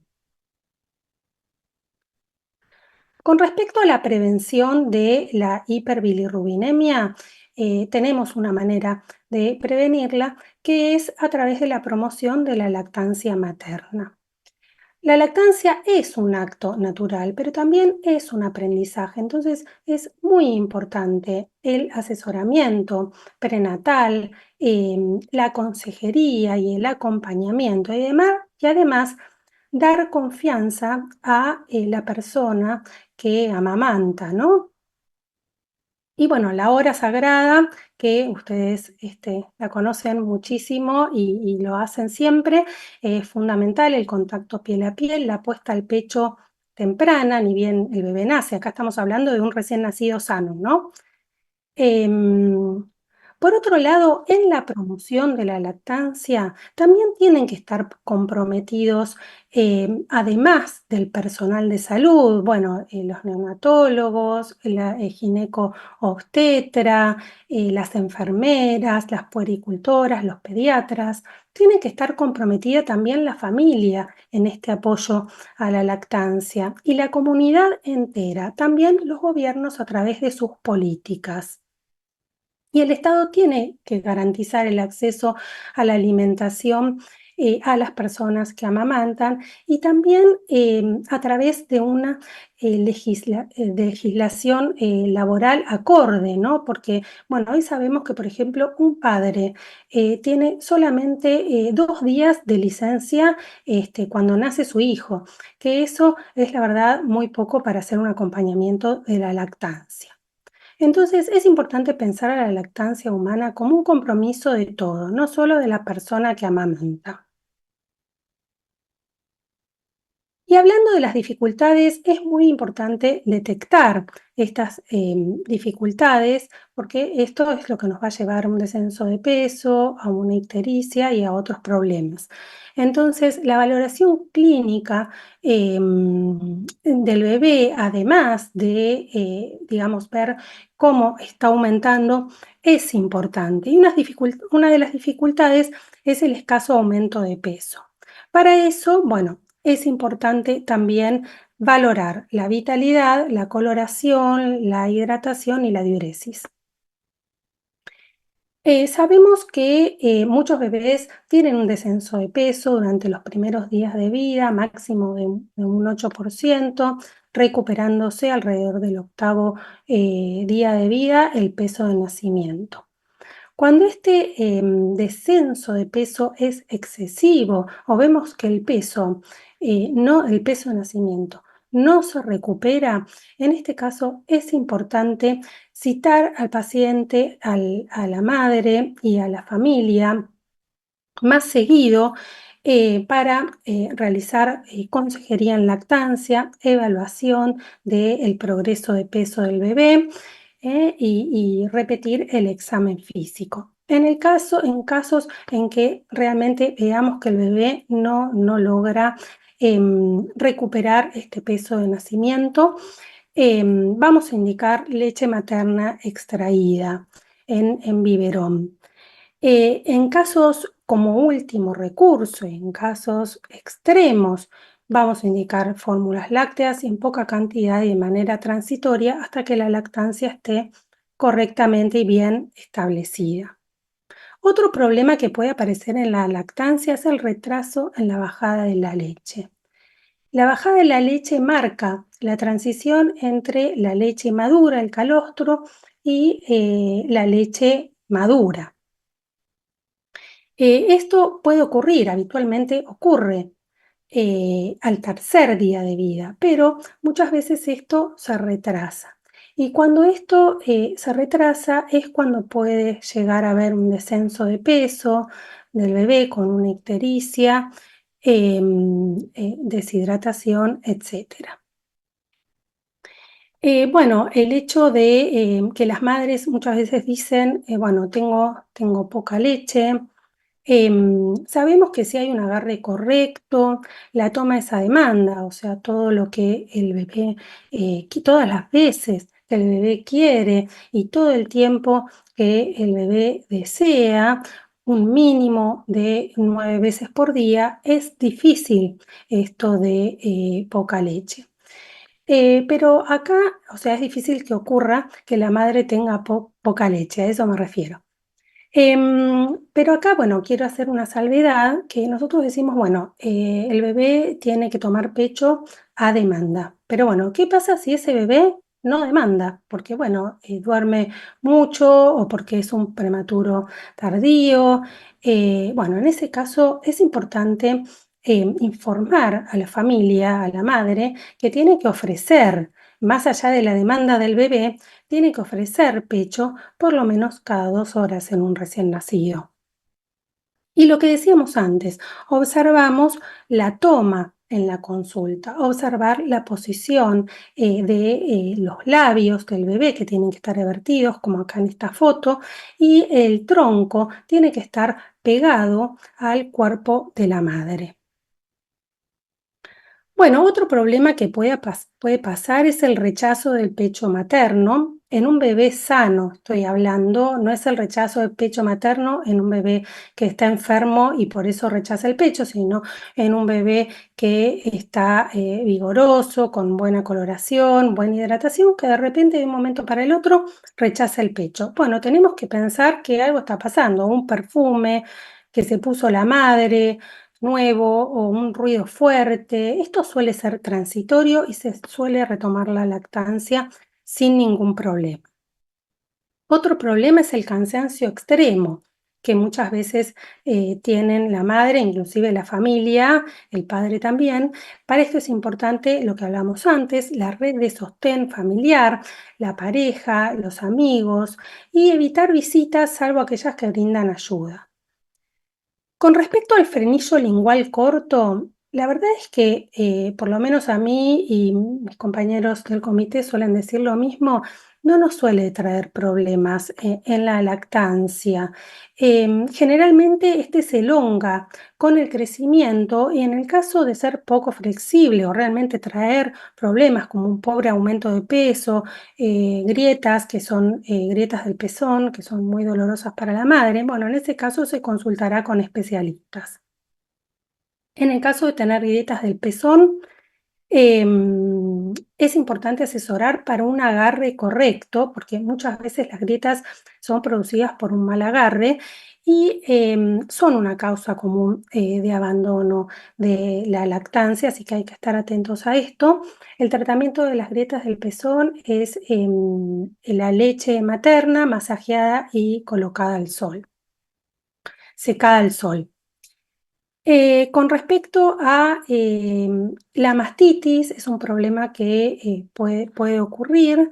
Esta ocurre generalmente por un vaciado insuficiente, hora de tomas rígidas, es decir, cuando uno dice, bueno, tiene que tomar sí o sí cada 2 horas. No, esa demanda, si el bebé demanda una hora antes, bueno, ahí tiene que tomar.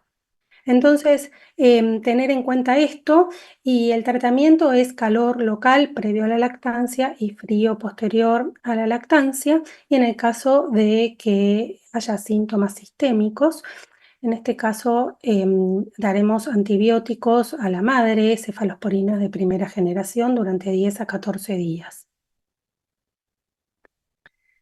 Y bueno, para terminar, ¿en qué casos un pediatra general tendría que derivar a un paciente a la guardia de neo? Por supuesto, si el paciente requiere luminoterapia, en ese caso obviamente hay que derivarlo a la guardia de neo. En el caso de tener un paciente enfermo, con un regular a mal estado general, mala actitud alimentaria, letargia, vómitos, lo que todos nosotros conocemos como pautas de alarma para consultar urgente, ¿no? Deshidratación, excesiva pérdida de peso, inestabilidad térmica, apnea o taquipnea. En el caso de haber un aumento de bilirrubina conjugada, esto ya no se trata de una ictericia fisiológica, sino de una ictericia patológica, y este bebé va a requerir un estudio más a fondo de la situación para hacer un diagnóstico. En ese caso, por supuesto, va a ser derivado a neonatología. Y también, si el bebé tiene signos de ictericia colestásica, como coluria, hipocolia o acolia, que nos haga sospechar de atresia de vías biliares u otras causas. Esto lo vamos a detectar a los 15 días. Por eso es importante también recitar al paciente a los 15 días de vida para ver si algo así está ocurriendo, y además para ver el progreso de peso y volver a revisar a nuestro paciente, ¿no? Y también considerar la derivación a guardia de neo en el caso de hiperbilirrubinemia con factores de riesgo y si nosotros estamos sospechando en una hiperbilirrubinemia no fisiológica. También importante el control a los 15 días, sobre todo en pacientes que han tenido factores de riesgo o isoinmunización, porque estos pacientes tienen riesgo de anemia tardía, entonces está sugerido un control de hemoglobina a los 14 días. Si esta era baja al alta, y a las 4 semanas si esta era normal. Bueno, acá terminamos. Muchas gracias por su atención.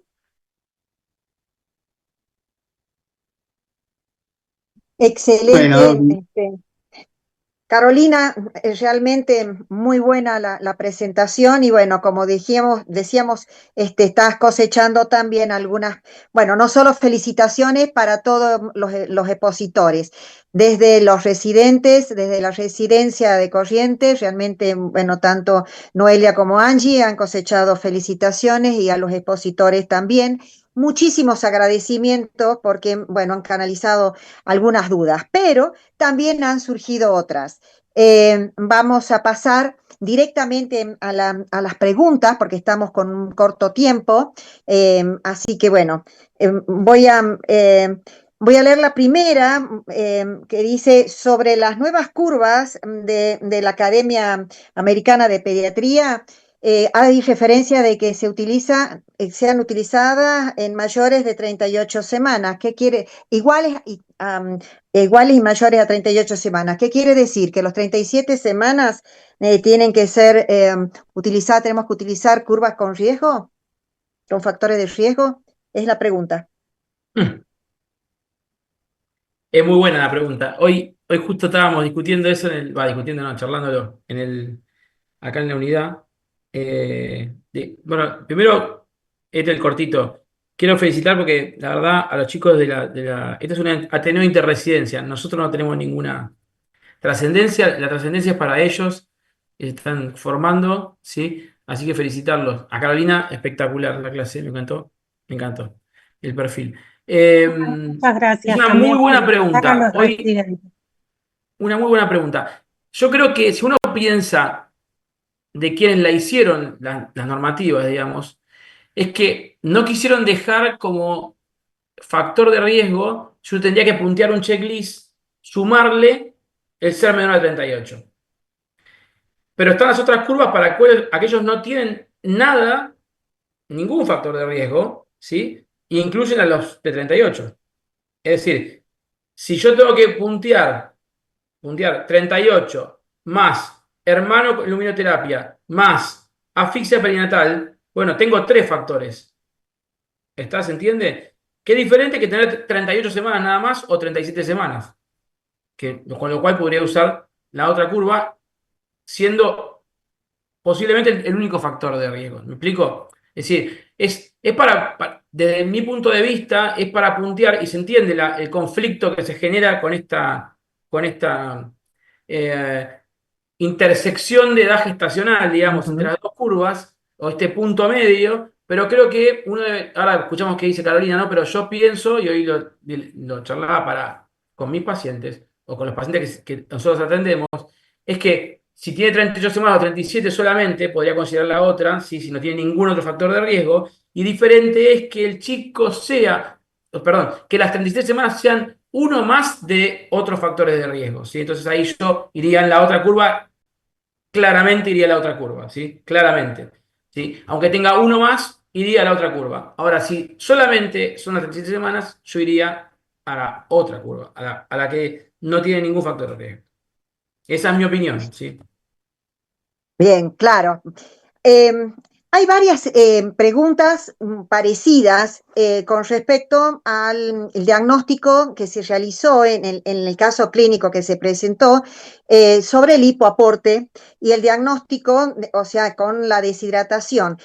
Coincidentemente, las preguntas están orientadas a la conducta, porque si con un valor que tenía según las curvas para ser exsanguinado, en realidad la conducta que se toma es luminoterapia, hidratación y, y bueno, y les fue muy bien. Entonces, Sí, bueno, queda un poco la duda. Son coincidentes, hay dos o tres preguntas que son parecidas. sí, sí, las preguntas son muy buenas. Yo las estuve mirando de mientras que Caro hablaba, pero Sí. me gustaría recordar el caso, no sé si las chicas lo podrían poner, porque en verdad estaba justo por debajo, no estaba por encima del valor de exsanguino-transfusión, creo yo. Si no mal no recuerdo. No sé si me lo pueden las chicas recordar, pero. y- Angie, Noelia, si están escuchando por ahí, como para que refresquen el valor. De Creo que era de 27. 24 era, pero bueno, me parece que no. Bien, yo noté que aparte de eso, había El hecho primer pop-up, caso, lactancia materna efectiva, La anterior, con la que ingresaron, 3.400 hicieron el gramos. diagnóstico. el primer caso tenía una Bien, bilirrubina, la primera, el valor 27. Así. Si bien, bien le daba, ella era una bebé sin factores de riesgo, solo sí, por eso se exacto. optó por primero un tratamiento intensivo con el plan y la luminoterapia y ver a las 6 horas la respuesta de la bebé. Ok. Y tenía 7 días de vida ahí. Sí, octavo. Perfecto. Bueno, esto yo tal vez lo que usaría del caso, que tiene también que ver con el otro caso, no sé, Caro, si vos opinás lo mismo, pero es muy importante la diapositiva que puso Carolina de los 1000 días, ¿sí? Por eso resignifico el programa 1000 días, ¿sí? En un montón de aspectos. Pero la diapositiva, porque una de las cosas que a mí me llamó más la atención es el tema de los espaciamientos entre los controles, ¿sí? Está bien que yo soy un exagerado respecto a la potencialidad del daño que puede hacer algo tan simple como la bilirrubina, ¿sí? Y la importancia del trabajo en el binomio, ¿sí? La importancia del trabajo en el binomio, de la persona que va al binomio, de la pesquisa, de estar siempre atento a el aspecto social, la comunicación con la madre, si entendió, si no entendió, si realmente comprendió hasta dónde puede llegar el impacto, si lo tiene que traer, cómo va a ser, qué factores de riesgo le planteo yo que tiene, si entendió que realmente tiene que consultar por ciertas cosas. Entonces, me parece que si hay algo que tienen en común los dos casos es el distanciamiento con los controles y realmente la bilirrubina que determina el diagnóstico para establecer el tratamiento y para ver el pronóstico, ¿sí?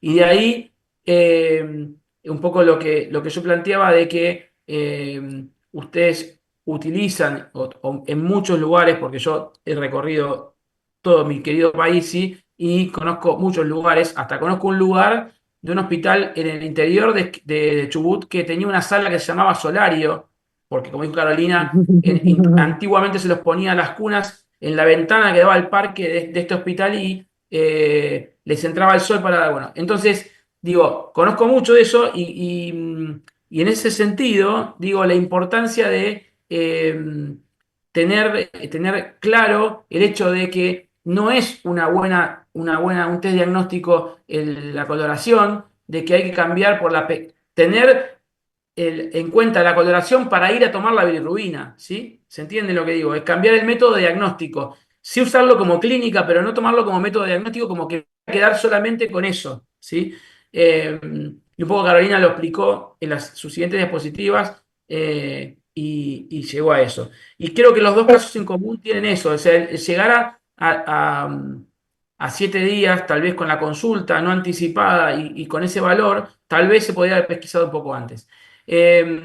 Sí, la verdad que con 7 días y estando en la casa y cosas, no está del todo, si yo la controlo en 6 horas y lo hidrato bueno, y el chico disminuye su bilirrubina, ya pasaron 7 días, digamos. O sea, ahí ya es una toxicidad no Sí, aguda, ¿sí? Bueno, ¿se sí, entiende? había una pregunta asociada que si Sí. se había investigado otros factores para poder quedar solamente con un hipoaporte. Bueno, por ahí no se puede poner todo en las diapositivas, pero sí, la respuesta es que sí, por eso es que tenían serologías negativas y bueno, se hizo frotis y demás, así que bueno, un poco para poder responder. Tenemos poco tiempo, pero hay algunas preguntas que me parece que tenemos que responder. Una de ellas, que también son repetitivas, dos o tres, ¿cuándo suspendemos la luminoterapia? ¿Esperamos 2 descensos?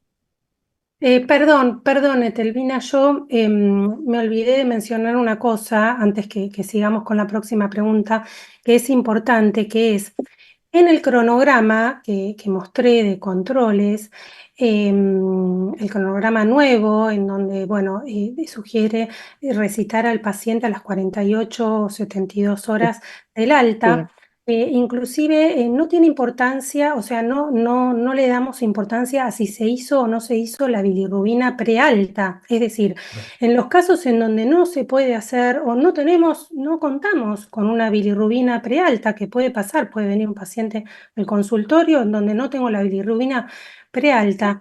Bueno, nos aseguramos que el paciente, de poder revisar al paciente a las 48 horas y asegurarnos de que está bien y eventualmente si en esa revisación consideramos solicitar bilirrubina, perdón, la solicitaremos ahí. Pero digamos, eso era nada más lo que quería decir. Perfecto.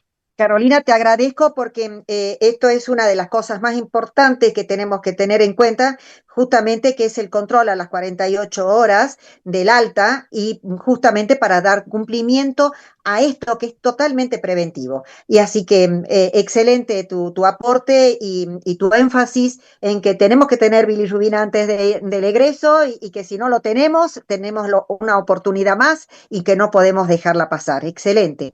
Bueno, No sé, con respecto al descenso, cuando suspendemos la luminoterapia, esperamos 2 descensos. Creo que en los casos clínicos también se planteó. Sí. No sé, ¿a mí respondo yo o...? ¿Listo? Sí, por Ok. supuesto. Me parece que fue claro, depende también de con cuánto ingresó el paciente, ¿no? Qué tan pegado al límite de exsanguíneo transfusión o de por encima del valor de luminoterapia ingresó el paciente y qué factores de riesgo tiene, digamos. O qué factores de Perfecto. riesgo tiene como para que haga un rebote y yo tenga que reconsiderar si tengo que iniciar luminoterapia nuevamente. Me parece que si es un chico que, no sé, entró con más de 24 horas, 36 horas de luminoterapia y no tiene factores de riesgo y está para ingresar a la luminoterapia entra y tiene un primer descenso y bueno, y si después el paciente está bien, se lo ve bien, se lo ve, bueno, uno podría expectarlo y en 48 horas controlarlo. Ahora, si es un paciente que tiene muchos factores de riesgo, muchos no, o tiene factores de riesgo y ingresó con un valor considerable y bueno, ese paciente yo tendría que controlar de que tenga su primer descenso y posteriormente puedo decidir con mi equipo de salud si le hago un segundo control y tranquilamente estar lejos de que pueda tener un rebote y que el chico pueda reingresar. Eh, Eso en el contexto de un montón de cosas más, de que esté bien hidratado, de que tenga una buena, que esté implementada la lactancia, de que haya corregido si, o haya chequeado si no hay factores que interfieren con la lactancia, con la hidratación del bebé, bueno, y otras cosas más. No es solamente los dos valores en descenso. Yo creo que el paciente es todo uno, es en familia, es en el contexto social, es un montón de cosas, no solamente eso. Pero bueno, puntualmente, no sé si dejaría estrictamente que sean dos valores en descenso, pero que sí tengo que asegurarme o quedarme tranquilo eh, con un valor sérico, sí, que el paciente está con un descenso, ¿sí? Y también nunca dejen de mirar la bilirrubina directa, ¿sí? O sea, no solamente el descenso, sino también para dónde va el paciente. Yo siempre digo lo mismo, ¿para dónde va? Si realmente es una ictericia fisiológica o me está pasando por al lado otra cosa que no vi de inicio, ¿sí? Siempre tener la cabeza abierta para la incertidumbre, ¿no? Siempre digo es mejor tener incertidumbre que tener cuestiones taxativas de que esto es por esto y no va a ser por otra cosa, ¿sí? Eso me permite a mí darle la chance al paciente de que le pueda diagnosticar alguna otra cosa más y no quedarme solamente con mi razonamiento, ¿sí? Bien, acá una pregunta sobre el valor predictivo sobre encefalopatía hipoacusia. ¿Me escuchaste, Juan Pablo? Perdón, no, se Carolina. cortó. ¿Cómo? El valor predictivo para encefalopatía e hipoacusia. Y eso va a depender de que todo chico, a ver, eso está delineado por las normativas de fonoaudiología de Estados Unidos, que los fonoaudiólogos tienen una sociedad como la Academia Americana de Pediatría y tienen un screening sobre pacientes con riesgo de hipoacusia. Uno de los pacientes que más riesgo de hipoacusia tiene son los pacientes que han tenido hiperví moderada a severa, ¿sí? Eso es algo que hay que controlarlo, hay que hacer los test y que hay que transmitírselo en el informe a las fonoaudiólogas que hacen las transmisiones y los potenciales. Estos chicos tienen indicación de hacerse potenciales, ¿sí? Los de moderada a severa, estoy diciendo, no releves, ¿sí? Está claramente en algoritmo, eso después yo lo puedo facilitar. Cada servicio debería tener su algoritmo para detección de hipoacusia. Y con respecto me preguntaron el valor predictivo positivo. Exactamente, no lo sé, no lo podría contestar, pero que sí está relacionado con que estos chicos deben tener potenciales auditivos automáticos y no solamente OEA, ¿sí? Y la otra pregunta Para era, los niños, perdón, y la hipoacusia y para algo más dijiste. encefalopatía. Era encefalopatía e Bueno, la hipoacusia. encefalopatía está más relacionada, no quiere decir que el moderado no va a tener encefalopatía, pero está mucho más relacionada, tampoco exactamente el valor predictivo, pero sí, no sé el porcentaje del valor predictivo, pero sí está relacionada con la grave, ¿sí? Con aquel chico que tuvo Por una supuesto, con los hiperbilirubinemia factores de grave, riesgo. ese chico si el neurólogo en la consulta, si uno ve algo en la detección del seguimiento de alto riesgo, esos chicos son para seguimiento de alto riesgo, obviamente, que es otro tema que también tiene que quedar claro, que el moderado severo tiene que, como la encefalopatía hipoxiquémica, el que tiene hiperglucemiia moderada severa, más el severo tiene que ser seguimiento de alto riesgo. Después se considera ante la detección, la pesquisa de alguna alteración motora o cognitiva, digamos, se debe hacer también la consulta con el neurólogo y potencialmente ver si hay daño en el encéfalo y hacer una resonancia magnética. Nunca olvidar, creo que en esto es el tema de, por supuesto, los factores de riesgo. Vos bien lo dijiste. O sea, no es solo un número la ictericia, la hiperbilirrubinemia, sino la carga que tiene los factores de riesgo. La asfixia, la hipoxia, la sepsis. O sea, tenemos que tener en cuenta los factores de riesgo.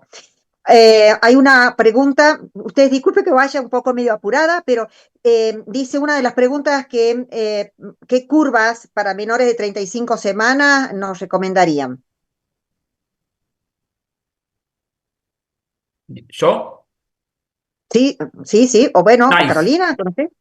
Nice. Bien, perfecto. Nice. Bien. Carolina lo respondió, pero hay una pregunta que se hizo, es que sobre la luminoterapia, después de que un paciente estuvo en luminoterapia, ¿cuándo se podría controlar con el bilirrubinómetro? Carolina lo dijo, pero ¿querés repetirlo? Sí, no, yo lo que decía es que depende de los factores de riesgo y depende cuándo recibió la luminoterapia. Si la luminoterapia la recibió en los primeros días de vida, o sea, antes de las 72 horas de vida en la primera internación, el bebé es prematuro y tiene factores de riesgo para neurotoxicidad, en ese caso se sugiere controlarlo, volver a realizar bilirrubina a las 12 horas y a las 24 horas. En el caso de que el paciente haya sido reingresado para luminoterapia, es decir, es un paciente de 4 o de 5 días de vida en donde ya estaba dado de alta y reingresa sin factores de riesgo, esto se puede realizar entre las 24 y las 48 horas. Inclusive, Juan Pablo, decime si está bien lo que estoy diciendo, pero en las guías decía que inclusive estos pacientes, si fueron dados de alta con una bilirrubina muy alejada del punto de corte y son bebés que, digamos, de término, que no tienen factores de riesgo, hasta podría controlárselos clínicamente sin necesidad de repetir la bilirrubina. No sé qué opinas de esto, Juan Pablo, pero lo dice en las nuevas guías. No sé. No, sí, y está avalado eso, sí. Por eso, vos determinaste bien el caso como era, ¿no? Dijiste, sin factores de riesgo, lejos del valor de ingreso, o sea, esos pacientes específicamente no deberían tener riesgo de rebote, o sea, porque no hay factores que podrían hacer que produzcan otra vez que no tenga cefalomatoma, o sea, no tenga factores de riesgo, está lejos del valor de ingreso y ese chico podría ser controlado clínicamente, no habría riesgo. Totalmente, sí. Bien. Por eso, aquí hay otra pregunta muy interesante, si se podría hacer Sí, luminoterapia en el binomio, ¿no? En el binomio, en la internación sí, conjunta. No hay nada escrito con que no se pueda hacer, es más, muchos de nosotros hacemos frecuentemente, todos los días eso. El tema es serse sinceros a sí mismos, qué capacidad tengo yo de control sobre la exposición del niño en el binomio, que entienda la correcto. madre que está debajo de la El lámpara. control de enfermería, que es Claro, muy el control de importante. información que uno le da. Lo único, lo que más uno tendría que hacer con estos chicos que no tienen criterio para entrar adentro de una terapia intensiva es que queden con su familia, que se respete el binomio y que es totalmente. Lo que pasa es que también, como mostraron las chicas hoy muy bien, los casos clínicos con imágenes y las realidades de cada uno. Entonces uno tiene que conocer su realidad, tiene que ser respetuoso de eso y siempre el objetivo es el paciente. Siempre. Nosotros somos sus cuidadores. Entonces, si nosotros creemos como cuidadores de que el paciente va a estar dentro de las condiciones terapéuticas que nosotros le planteamos para que mejore y se vaya a su casa o para que mejore y salga del cuadro de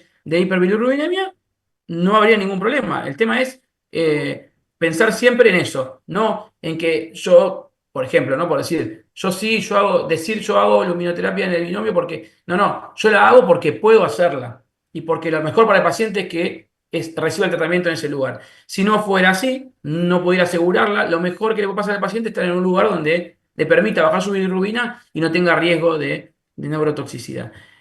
¿Puedo agregar un comentario? ¿Qué tal? Buenas tardes. Hola Sandra, no te reconozco. ¿Qué tal? ¿Cómo están? Bueno, no, quisiera agregar un comentario con todo esto por la experiencia de un hospital público.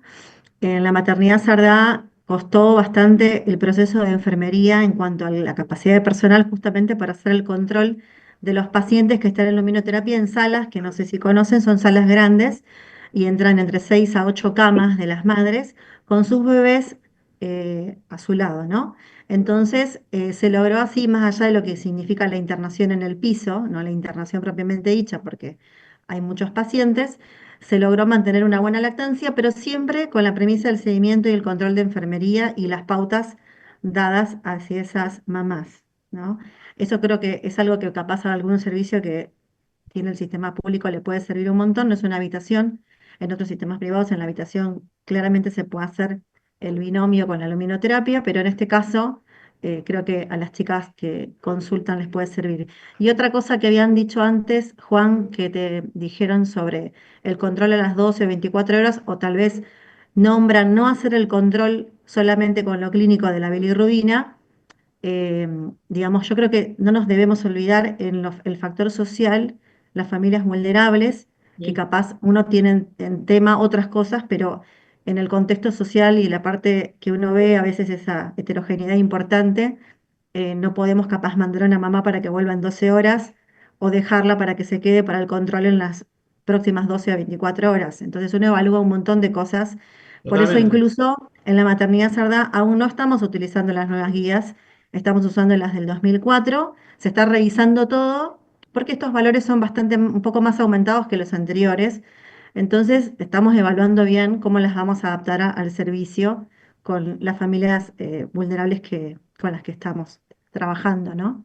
Así que quería hacer esa salvedad por si tenemos así diferente población o a espectadores, digo, de médicas o enfermeros, también creo que hay enfermería, para tener en cuenta eso que creo que es bastante redundante en estas épocas. Sí, Hola, por buenas eso, Sandra, tardes. cuando empezamos la clase dijimos que yo remarcaba al menos la excelente presentación de las chicas mostrando el contexto de lo que uno tiene que contextualizar los pacientes. Si no, lo más probable es que no que se equivoque uno, sino que el beneficio para el paciente sea mínimo y no sea el adecuado. Entonces, creo que muy al lugar el comentario y siempre tratamos de decir eso, que uno tiene que hacer lo mejor posible en el lugar donde está, sin dejar de hacer todo lo posible. Es decir, si puedo mejorar un montón, lo mejoro, hasta tanto me dé la condición en la que yo considero en la que el paciente no se va a beneficiar. Entonces, ahí sí es cuando uno tiene que tomar otra conducta.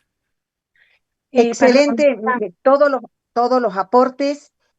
Muchas gracias, Sandra. Yo creo que voy a reforzar un poquito la realidad de cada uno. Es justamente el desafío, es disponer, reconocer cuáles son las herramientas disponibles en cada uno para poder optimizar la asistencia a los recién nacidos y cada vez ir por más. Por supuesto, después de esto, porque es la intención que tenemos con este tipo de encuentros de formación. A él la hicieron dos veces la pregunta, así que es la última pregunta que vamos a compartir. Creo que se dijo, pero bueno, de todas maneras, con respecto a la madre cero con el recién nacido A o B, y dice para el ingreso a luminoterapia, se toma con las curvas con o sin factores de riesgo. Ya lo dijeron, pero han repetido varias veces la pregunta, así que Es el grupo de disparo con riesgo, sí, con factores, porque sí, son evidentemente. obviamente, Sí, sí. lo dijeron por Sí, eso, igual pero está bien, bueno, está bien. quería Es una saber. buena pregunta. Yo estaba justo leyéndola. Sí, sí, sí. Sí.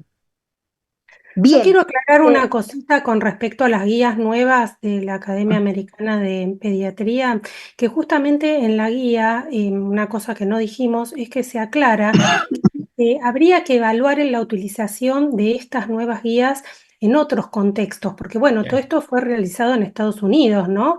No olvidemos. Entonces, ellos hablan también de hacer luminoterapia en el domicilio, inclusive, ¿no?